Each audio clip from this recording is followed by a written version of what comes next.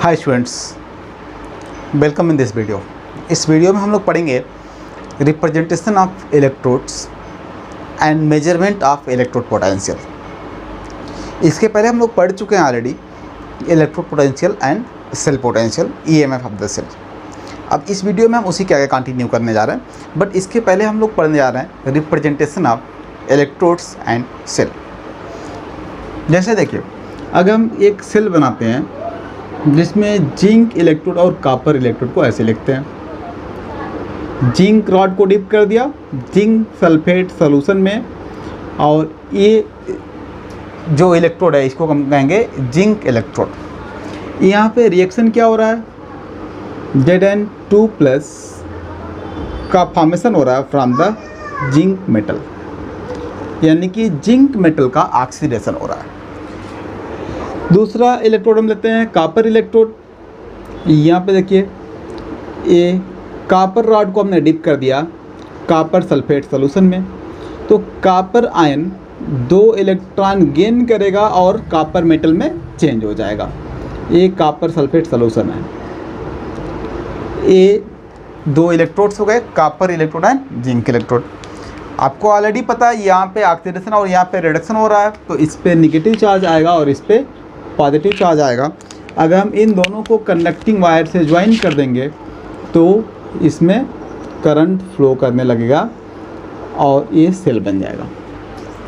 But इस cell की efficiency और ज़्यादा इंक्रीज करने के लिए हम एक और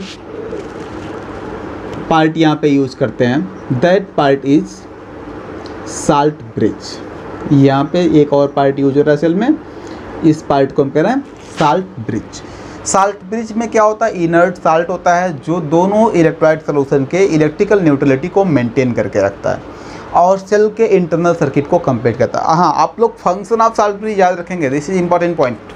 साल्ट ब्रिज का फंक्शन क्या है, to maintain electrical neutrality of both the electrolyte solution and to complete internal circuit of the cell. ये सेल के इंटरनल सर्किट को कंप्लीट कर रहा है और इलेक्ट्रिकल न्यूट्रलिटी को मेंटेन कर रहा है। अब देखिए, इस सेल को सिंबल के फॉर्म में कैसे रिप्रेजेंट किया जाएगा, यही हमको यहाँ समझना है। तो यहाँ पे फर्स्ट इलेक्ट्रोड है जिंक इलेक्ट्रोड। जिंक इलेक्ट्रोड को रिप्रेजेंट किया जाएगा Zn/Zn2+ से, ऐसे। इसका मतलब समझिए, ये रिएक्टेंट बाई प्रोडक्ट है, रिएक्टेंट बाई प्रोडक्ट। और यहाँ पे भी वही करना है हमको। कॉपर इलेक्ट्रोड का सिंबल होगा Cu2+/Cu। This is also reactant by product. अब देखिए, इसको देखने से ही आपको पता चल जाएगा कि यहाँ पे रिएक्टेंट से प्रोडक्ट के फॉर्मेशन में ऑक्सीडेशन हुआ होगा, क्योंकि रिएक्टेंट के पास न्यूट्रल कोई चार्ज नहीं है और प्रोडक्ट के पास 2 पॉजिटिव चार्ज है, यानी कि रिएक्टेंट 2 इलेक्ट्रॉन लॉस करके प्रोडक्ट में कन्वर्ट हुआ। यहाँ पे देखिए, कॉपर आयन है और कॉपर मेटल में चेंज हो रहा है, यानी कि कॉपर आयन से कॉपर मेटल के फॉर्मेशन में 2 इलेक्ट्रॉन गेन हुआ होगा। दिस मीन्स यहाँ पे रिएक्शन हुआ होगा बाई रिडक्शन। दिस मीन्स एक कैथोड है और एक एनोड है। अब देखिए, अगर हमको सेल रिप्रेजेंट करना है तो इसको हम लिखेंगे Zn/Zn2+ double vertical line Cu2+/Cu। देखिए, यहाँ पे ऑक्सीडेशन हो रहा है, यहाँ रिडक्शन, यानी कि एनोड है और ये कैथोड है और दोनों के बीच में double vertical line. This double vertical line represents salt bridge. ये साल्ट ब्रिज का सिंबल है। This is symbol of salt bridge. और ये है एनोड, क्योंकि यहाँ ऑक्सीडेशन हो रहा है, और ये है कैथोड। अब ऐसा नहीं कि हम कैथोड और एनोड को किसी भी साइड में लिख सकते हैं। एनोड हमेशा राइट साइड में होगा, सॉरी लेफ्ट साइड में होगा, और कैथोड हमेशा राइट साइड में होगा। आप लोग याद रखेंगे, लोन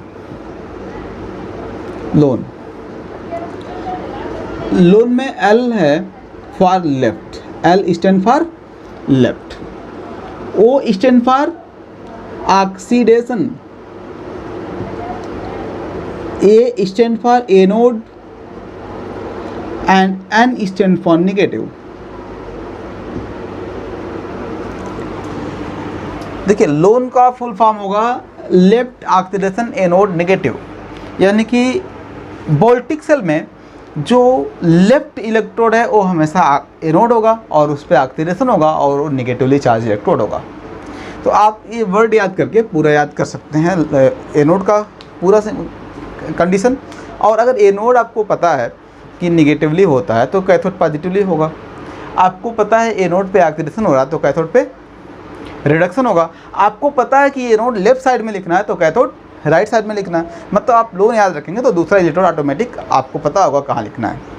तो यहाँ पे देखिए ये लेफ्ट साइड में लिखा गया एनोड है, राइट साइड में लिखा गया तो कैथोड है, और बीच में double vertical line salt bridge को रिप्रेजेंट कर रहा है। This is symbol of this cell. अब देखिए इस सेल के सेल पोटेंशियल का सिंबल भी ऐसे ही लिखा जाएगा, सेल पोटेंशियल। तो इसको हम लिखेंगे ई सेल लिखते थे तो सेल के जगह पूरा सिंबल लिख देंगे। हम लोग लिखते थे ई सेल, तो सेल का मतलब सिंबल ऑफ सेल। तो यहाँ पे लिख दीजिए ई सेल का मतलब हो जाएगा E Z by Z 2 plus double vertical line C U by C U 2 plus by C U. This is symbol of cell potential. हम लोग पहले लिखते थे क्या, E cell equal to E cathode minus E anode, यही लिखते थे ना हम लोग। तो देखिए यहाँ पे सेल के जगह आप सेल का सिंबल लिख दीजिए, कैथोड के जगह कैथोड का सिंबल लिख दीजिए और एनोड के जगह एनोड का सिंबल लिख दीजिए। तो ये पूरा इक्वेशन सिंबॉलिक फॉर्म में आ जाएगा। जैसे हमने लिख दिया यहाँ पे ई सेल, अब हमको लिखना है ई कैथोड। तो कैथोड का सिंबल क्या था, Cu2 plus by C you. तो हम लिखेंगे E Cu2 plus by C U. This is symbol of cathode, sorry cathode potential. Minus anode potential का सिंबल क्या होगा, ई Zn2 प्लस बाई Zn। यहाँ पे ध्यान देंगे आप लोग, यहाँ पे देखिए Zn बाई Zn2 प्लस है और यहाँ पे क्या कर दिया हमने Zn2 plus by Zn। Y ऐसा क्यों कर रहे हैं हम, क्योंकि यहाँ पे हम यूज कर रहे हैं रिडक्शन पोटेंशियल, रिडक्शन पोटेंशियल। तो हम चाहे ऑक्सीडेशन हो भले ही हो रहा हो, लेकिन इस इलेक्ट्रोड का भी हम देखेंगे क्या, रिडक्शन पोटेंशियल। यानी कि हम इस रिएक्शन की पोटेंशियल नहीं देखेंगे, हम किसका पोटेंशियल देखेंगे, Zn2 plus 2 electron give Zn। हम इस रिएक्शन का पोटेंशियल देखेंगे और इस रिएक्शन का सिंबल होगा Zn2 प्लस बाई Zn। तो ये अगर रिडक्शन हो रहा है तो ये सिंबल हो गया इसका।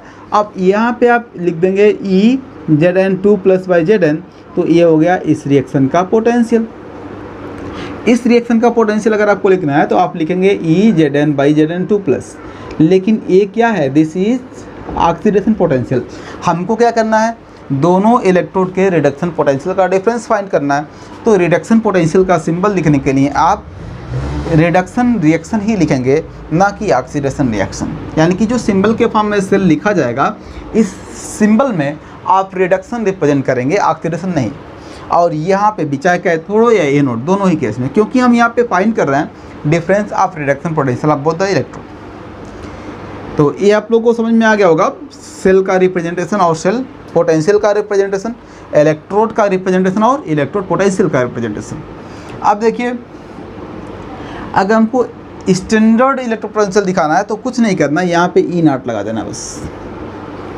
तो ये हो गया standard cell potential equal to standard reduction potential of copper minus standard reduction potential of zinc. तो ये सबको समझ में आ गया होगा। अब देखिए ये जरूरी नहीं कि आपको सेल बना के दिया जाए और उसको सिंबल के फॉर्म में रिप्रेजेंट करने के लिए कहा जाए। ऐसा भी हो सकता है कि आपको सिंबल दे दिया जाए और उसका सेल बनाने के लिए बोल दिया जाए, या उसका सेल रिएक्शन लिखने के लिए बोला जाए। तो आप इसको समझिए पहले। जैसे यहाँ पे सेल रिएक्शन क्या होगा ये समझिए। ये हो गया रिएक्शन ऑफ कैथोड, एनोड का रिएक्शन क्या है, oxidation of zinc. This is reaction of anode. तो सेल रिएक्शन क्या होगा, दोनों का सम, दोनों का सम क्या है, Zn plus Cu2 plus give Zn2 plus Cu। This is cell reaction, this is cell reaction. अब इस सेल रिएक्शन को ऐसे लिख दिया गया और कहा जा रहा है represent the cell for this cell reaction. इस सेल रिएक्शन के लिए कोई सेल रिप्रेजेंट करिए, सिंबल के फॉर्म में सेल रिप्रेजेंट करिए। तो आप क्या करेंगे, आप लिखेंगे ऐसे Zn जिंक का क्या हो रहा ऑक्सीडेशन, तो आप लिखेंगे Zn2 प्लस ऑक्सीडेशन, यानी कि ये राइट साइड में लेफ्ट साइड में रहेगा। फिर डबल वर्टिकल लाइन और राइट साइड में क्या रहेगा रिडक्शन, तो रिडक्शन किसका हो रहा है कॉपर का, तो आप लिख देंगे Cu2 प्लस बाई Cu। ये हो गया इस रिएक्शन का सेल। ऐसे आपको कोई दूसरा रिएक्शन दे दिया, जैसे मान लो आपको दे दिया Mg plus Zn2 plus give Mg2 plus plus Zn। आपको इस सेल का सिंबल लिखना है। This is a cell reaction, यानी कि एक ऑक्सीडेशन और रिडक्शन दोनों को ऐड करके दे दिया गया आपको। सेल रिएक्शन है और इस सेल रिएक्शन के लिए आपको एक सेल रिप्रेजेंट करना है, यानी कि ये सेल रिएक्शन जिस सेल में हो रहा है उसी सेल का सिंबल आपको लिखना है। तो क्या करेंगे, देखिए ऑक्सीडेशन किसका हो रहा है मैग्नीशियम का, 0 से +2 में जा रहा है, तो क्या करेंगे Mg/Mg2 प्लस, बीच में डबल वर्टिकल लाइन, ये हो गया एनोड। कैथोड हो जाएगा जिसका रिडक्शन हो रहा है, किसका हो रहा है जिंक का, तो ये हो जाएगा Zn2 plus by Zn। This is symbol of this cell. ऐसे आपको कोई भी रिडॉक्स रिएक्शन दे दिया गया हो और उस रिडॉक्स रिएक्शन का करस्पॉन्डिंग सेल रिप्रेजेंट करना हो तो आप आसानी से रिप्रेजेंट कर सकते हैं। अगर आप इसका सेल पोटेंशियल रिप्रेजेंट करना हो तो यहीं पे आपको लिख देना है E और ये भी E, तो ये सेल पोटेंशियल का सिंबल हो गया। अगर ये फार्मूला लिखना है आपको सेल पोटेंशियल का, तो ये देखिए क्या हो जाएगा, E कैथोड होता है, तो कैथोड कौन है जिसका रिडक्शन हो रहा है, रिडक्शन किसका हो रहा है कॉपर का, तो यहाँ पे कॉपर का सिंबल लिख दीजिए, कॉपर का symbol in the term of reduction potential. और ऐसे ही हम लिखेंगे जिंक इलेक्ट्रोड का electrode potential in the form of reduction potential, तो रिडक्शन रिएक्शन हमको यहाँ पे भी रिप्रेजेंट करना है, ये हो जाएगा Zn2 प्लस बाई Zn। ऐसे यहाँ पे आप कर सकते हो, यहाँ पे देखिए ये सिंबल है ऑफ सेल पोटेंशियल है, cathode potential minus anode potential करना है आपको। तो कैथोड कौन है जिस पे रिडक्शन हो रहा है, रिडक्शन किसका हो रहा है जिंक का, तो आपको क्या करना है E Zn2 plus by Zn minus reduction potential of anode, तो एनोड के रिडक्शन पोटेंशियल का सिंबल क्या हो जाएगा Mg2 प्लस बाई Mg, ये एनोड है Mg2 प्लस बाई Mg। तो इस तरह से आप सेल का सिंबल और सेल पोटेंशियल का सिंबल आसानी से रिप्रेजेंट कर सकते हो। इस वीडियो में हम लोग पढ़ने जा रहे हैं measurement of electrode potential. For the measurement of electrode potential सबसे पहले हम लोग को समझना होगा hydrogen electrode, standard hydrogen electrode. देखो हाइड्रोजन एक गैस है, H2 is a gaseous substance, तो फिर इसका इलेक्ट्रोड कैसे बनाएंगे यही चीज़ हमको समझना, मतलब कंस्ट्रक्शन ऑफ हाइड्रोजन इलेक्ट्रोड हमको सबसे पहले समझना होगा। कंस्ट्रक्शन ऑफ हाइड्रोजन इलेक्ट्रोड देखिए कैसे होता है। For the preparation of hydrogen electrode हम क्या करते हैं, एक 1 मोल पर लीटर सोल्यूशन बनाते हैं H प्लस का, 1 मोल पर litre H plus ion solution, और इस सोल्यूशन में हम डिजॉल्व करते हैं हाइड्रोजन को। तो हाइड्रोजन को डिजॉल्व कैसे करेंगे, एक यहाँ पे ट्यूब लगाते हैं और उस ट्यूब से हाइड्रोजन गैस को पास करते हैं। ये ट्यूब लगा दिया हमने, अब इस ट्यूब से यहाँ से हाइड्रोजन गैस पास किया जाएगा एट 1 बार प्रेशर। 1 बार प्रेशर पे 1 molar solution of H plus ion में कंटिन्यूसली हाइड्रोजन गैस पास किया जा रहा है।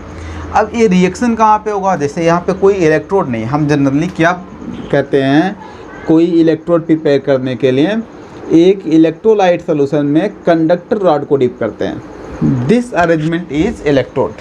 तो जब हमको हाइड्रोजन इलेक्ट्रोड बनाना है तो हमको कोई कंडक्टर रॉड चाहिए, लेकिन अगर एक कंडक्टर रॉड जिंक का होता था तो हम कहते थे जिंक इलेक्ट्रोड, और कॉपर का था तो हम कहते थे कॉपर इलेक्ट्रोड। तो फिर हाइड्रोजन का कंडक्टर रॉड कहाँ से लाएंगे हम for preparation of hydrogen electrode, ये पॉसिबल नहीं है। तो जब कोई भी गैसियस इलेक्ट्रोड बनाना होता है तो हम क्या करते हैं, इसके कंस्ट्रक्शन के लिए प्लेटिनम इलेक्ट्रोड यूज़ करते हैं। प्लेटिनम एक मेटल होगा लेकिन ये रिएक्ट नहीं करता है, this is inert electrode. Platinum जो है एक कंडक्टर तो है but it is inert conductor. Inert का मतलब इसका ऑक्सीडेशन या रिडक्शन नहीं होना है। तो फिर इस कंडीशन में हम प्लेटिनम को यूज़ करते हैं, और प्लेटिनम का सरफेस यूज होता है as a surface of electrode, और इस सरफेस पे रिएक्शन होता है हाइड्रोजन का। जैसे हम देखिए यहाँ पे प्लेटिनम प्लेट जो है, ये प्लेटिनम का एक प्लेट है, प्लेटिनम प्लेट, और एक कोटेड है with platinum black, coated with platinum black. तो ये प्लेटिनम ब्लैक क्या है? देखिए प्लेटिनम प्लेट बिल्कुल स्मूथ होगा, स्मूथ सरफेस होगा उसका, उसके ऊपर पाउडरी फॉर्म में प्लेटिनम जो होता है उसकी कोटिंग कर देते हैं। इससे क्या होता है, जो पाउडरी प्लेटिनम होता है वो उसके सरफेस एरिया को इंक्रीज कर देता है, जिससे रेट ऑफ रिएक्शन इंक्रीज हो जाता है, क्योंकि सरफेस एरिया ज़्यादा मिलता है रिएक्शन के लिए। तो प्लेटिनम प्लेट की कोटिंग की गई है to increase the surface area. Platinum black का मतलब है powdery form of the platinum, platinum dust you can say. अब ये प्लेटिनम के वायर से कनेक्टेड है, और ये जो प्लेटिनम वायर है दिस इज कंडक्टर वायर। अब यहाँ पे इसको डिप कर दिया गया 1 मोल पर लीटर सोल्यूशन में, और एक ट्यूब से यहाँ पास कर रहे हैं 1 बार प्रेशर पे हाइड्रोजन गैस। ये हाइड्रोजन गैस यहाँ से बबल्ड आउट होगा और ये रिएक्शन करेगा इस सोल्यूशन में। इस सोल्यूशन में दोनों रिएक्शन होने के इक्वल पॉसिबिलिटी है, हाइड्रोजन का ऑक्सीडेशन भी और रिडक्शन भी। जैसे H2 मॉलिक्यूल है, इसके ऑक्सीडेशन से बनेगा 2H+ आयन, और यहाँ से 2 इलेक्ट्रॉन लिबरेट होगा। दूसरा पॉसिबिलिटी क्या है, 2H+ आयन जो सोल्यूशन में आयंस हैं वो प्लेटिनम रॉड से 2 इलेक्ट्रॉन गेन करके हाइड्रोजन गैस के फॉर्म में भी कन्वर्ट हो सकते हैं। This is reduction of hydrogen ion. इन दोनों रिएक्शन के होने की इक्वल प्रोबेबिलिटी है। यहाँ पे आप कह सकते हो दोनों इक्वली प्रोबेबल हैं, इक्विलिब्रियम में एग्जिस्ट करेंगे। और इस पूरे अरेंजमेंट का टेम्परेचर अगर हम 25 डिग्री सेल्सियस रखते हैं तो इसी को कहते हैं स्टैंडर्ड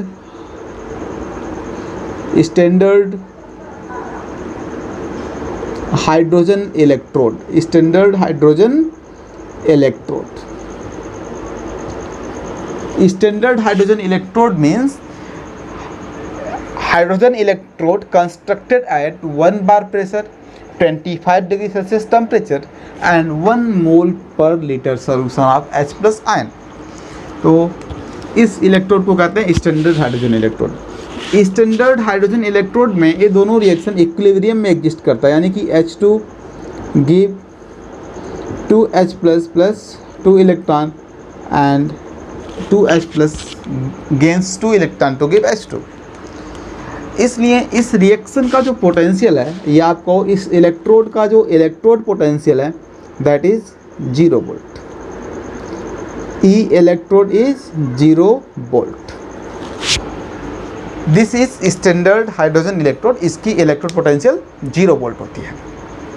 और जो स्टैंडर्ड हाइड्रोजन इलेक्ट्रोड है इसको यूज करते हैं हम as a reference electrode to determine the electrode potential of other electrodes. किसी भी अदर इलेक्ट्रोड का स्टैंडर्ड इलेक्ट्रोड पोटेंशियल कैसे मेजर करेंगे, इसके लिए हमको एक रेफरेंस इलेक्ट्रोड की आवश्यकता होती है। व्हाट इज रेफरेंस इलेक्ट्रोड, इसको समझिए। जैसे हमने इसके पहले सेल डिस्कस किया था जिसमें हमने बताया था कि एक एनोड होता है, जैसे मान लो यहाँ पे हमने ले लिया जिंक रॉड को जिंक सल्फेट सोल्यूशन में डिप कर दिया गया, और दूसरा हमने यहाँ पे ले लिया कॉपर रॉड और एक कॉपर सल्फेट सोल्यूशन में डिप कर दिया गया। अब इन दोनों को हम कंडक्टिंग वायर से ज्वाइन कर देते हैं तो करंट फ्लो करेगा। यहाँ पे अगर हम वोल्ट मीटर लगाएंगे तो वोल्ट मीटर की रीडिंग हमको क्या बताएगा, इस सेल का सेल पोटेंशियल। आप चाहो तो साल्ट ब्रिज भी जोड़ सकते हो, लेकिन हमको ओनली पोटेंशियल मेजर करना है तो साल्ट ब्रिज की कोई आवश्यकता नहीं है। साल्ट ब्रिज का मेन फंक्शन होता है to increase the efficiency of the cell. यहाँ पे पोटेंशियल के मेजरमेंट में साल्ट ब्रिज का कोई रोल नहीं होता है। तो देखिए यहाँ पे हमने जब वोल्ट मीटर लगाया तो वोल्ट मीटर हमको बताएगा दोनों इलेक्ट्रोड के इलेक्ट्रोड पोटेंशियल का डिफरेंस। इसी को हम कहते हैं E cell. Reading of voltmeter E cell के इक्वल होगा। ई सेल मतलब इलेक्ट्रोड पोटेंशियल ऑफ सेल के इक्वल होगा क्या, reading of voltmeter. Voltmeter की रीडिंग इलेक्ट्रोड सेल पोटेंशियल के इक्वल है। और इसके पहले हम लोगों ने फार्मूला पढ़ा था, E cell equal to E cathode minus E anode. देखिए इस फार्मूले में हमने आप लोगों को बताया था कि अगर हम रिडक्शन पोटेंशियल का डिफरेंस फाइंड करते हैं तो cathode potential minus anode potential करेंगे। अगर हम ऑक्सीडेशन पोटेंशियल का डिफरेंस फाइंड करते हैं तो हम क्या करेंगे, anode potential minus cathode potential. तो यहाँ पे हम क्या फाइंड कर रहे हैं, difference of reduction potential of both the electrode. और जब रिडक्शन पोटेंशियल का डिफरेंस फाइंड करेंगे तो क्या होगा, cathode potential minus anode potential.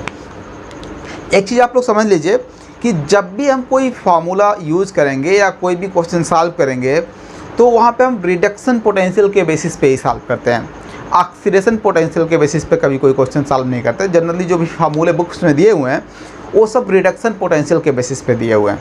देखो, अगर आपको इस चैप्टर को आसानी से समझना है और आगे क्वेश्चंस इसके सॉल्व करने हैं, दोनों पोटेंशियल को लेके चलोगे आप, ऑक्सीडेशन और रिडक्शन पोटेंशियल, तो बार बार कन्फ्यूजन होगा। तो बेटर होगा हम एक ही तरह के पोटेंशियल का डिस्कशन बार बार करेंगे, and that is reduction potential. इसी को स्टैंडर्ड मान लिया गया है। जब भी आपको कहीं कोई भी इलेक्ट्रोड का पोटेंशियल लिखा हुआ मिलेगा, जैसे अगर आपको लिखा हुआ है electrode potential of copper electrode is 0.3 volt, तो this means we are discussing about reduction potential of copper electrode. अगर आपको कहीं लिखा हुआ मिलता है electrode potential of zinc electrode is 0.64 volt, minus 0.64 volt, तो इसका मतलब ये हम कॉपर के जिंक के रिडक्शन पोटेंशियल की बात कर रहे हैं, ऑक्सीडेशन पोटेंशियल की नहीं। तो जब भी इलेक्ट्रोड पोटेंशियल टर्म यूज होगा तो वो हमेशा रिडक्शन पोटेंशियल को रिप्रेजेंट करेगा। आप बिल्कुल ऑक्सीडेशन पोटेंशियल को भूल जाइए, आप बिल्कुल इस बात को ध्यान दीजिए कि जब भी इलेक्ट्रोड पोटेंशियल है तो वो रिडक्शन पोटेंशियल है, और जब भी हम सेल पोटेंशियल निकालेंगे तो रिडक्शन पोटेंशियल का डिफरेंस होगा। जो भी फार्मूला यूज़ करेंगे हम, जहाँ पे किसी इलेक्ट्रोड की पोटेंशियल पुट करना है हमको, वहाँ पे हमेशा रिडक्शन पोटेंशियल की वैल्यू पुट होगी। तो यहाँ पे देखिए हम क्या कर रहे हैं, डिफरेंस ऑफ रिडक्शन पोटेंशियल निकालना है दोनों इलेक्ट्रोड का। तो यहाँ पे जो डिफरेंस आएगा वो वोल्टमीटर के रीडिंग के इक्वल आएगा। तो अगर हम वोल्टमीटर की रीडिंग यहाँ पे पुट कर दें, ई सेल की वैल्यू वोल्टमीटर के रीडिंग के इक्वल है, वोल्टमीटर की रीडिंग यहाँ पुट कर दें एक्सपेरिमेंटली मेजर करके, और इन दोनों में से किसी एक इलेक्ट्रोड की पोटेंशियल हमको पता हो पहले से, तो हम दूसरे इलेक्ट्रोड की पोटेंशियल आसानी से कैलकुलेट कर सकते हैं। तो जिस इलेक्ट्रोड की पोटेंशियल नोन होती है, जिसकी पोटेंशियल इस फार्मूले में पुट करके दूसरे इलेक्ट्रोड का पोटेंशियल निकाला जाता है, कैलकुलेट किया जाता है, that electrode of known potential is called reference electrode. तो आप याद रखेंगे रेफरेंस इलेक्ट्रोड का मतलब क्या होता है। रेफरेंस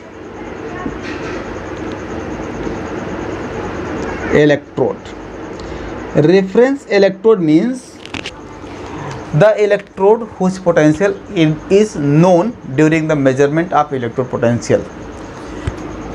किसी भी इलेक्ट्रोड का जिसका पोटेंशियल नोन है और उसके नॉन पोटेंशियल के बेसिस पे ही हम किसी दूसरे इलेक्ट्रोड का पोटेंशियल डिटरमाइन कर रहे हैं, तो इस तरह से नॉन पोटेंशियल का जो इलेक्ट्रोड होता है उसी को कहते हैं रेफरेंस इलेक्ट्रोड।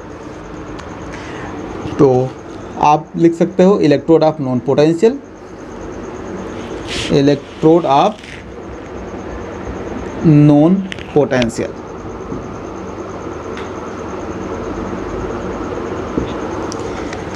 नेक्स्ट थिंग देखिए, जो हाइड्रोजन इलेक्ट्रोड है, स्टैंडर्ड हाइड्रोजन इलेक्ट्रोड को हम साइड में लिखते हैं SHE।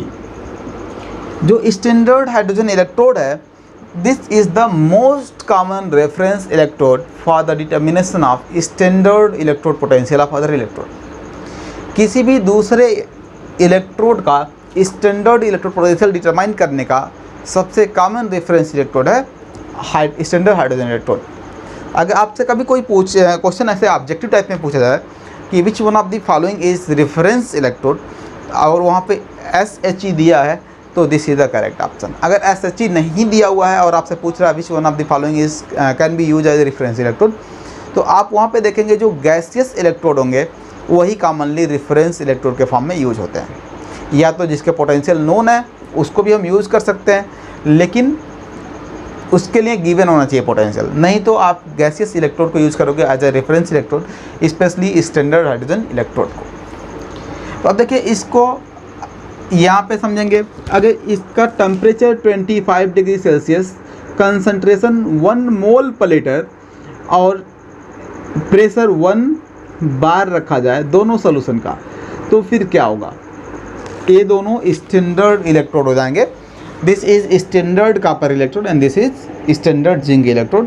तब यहाँ पे जो वोल्टमीटर की रीडिंग आएगी वो E0 सेल के इक्वल होगी, यानी कि स्टैंडर्ड सेल पोटेंशियल के इक्वल होगी। और हम लोग को पता है standard cell potential equal to standard cathode potential minus standard anode potential. अब अगर आपको इन दोनों में से किसी एक इलेक्ट्रोड की पोटेंशियल नोन है तो दूसरे की पोटेंशियल आसानी से डिटरमाइन कर सकते हैं।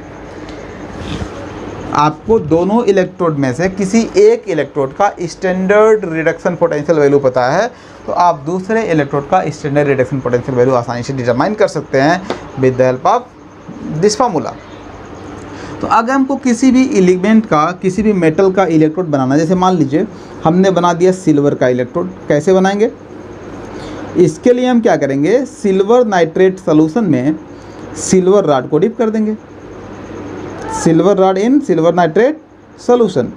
तो जब हम सिल्वर रॉड को सिल्वर नाइट्रेट सोल्यूशन में डिप करेंगे तो जो ये फिजिकल अरेंजमेंट बनेगा, this physical arrangement is silver electrode, this is silver electrode.